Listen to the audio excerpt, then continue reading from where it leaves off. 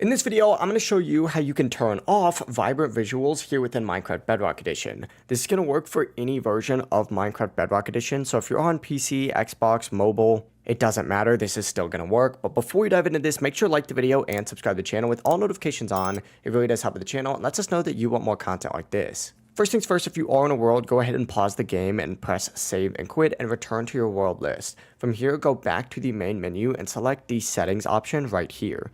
You're going to want to scroll down on this left-hand menu over here until you find the video options and select it just like so. And up at the very top, you're going to see a graphics mode. Simply click on the drop down that has vibrant visuals on it and simply go ahead and just change it to something like fancy or simple. And I personally recommend fancy just because it does keep things smooth while still looking nice, but it's completely up to you what you'd like to select it on. But yeah, now when you go ahead and go back into your world, vibrant visuals is no longer going to be on, and you're going to see that the lighting and shadows are back to how they normally were. But that's it, you've now successfully turned off vibrant visuals here in Minecraft Bedrock Edition. If you do have any questions, don't hesitate to ask us down in the comment section below, and before you leave this video, make sure to like and subscribe for more videos like this.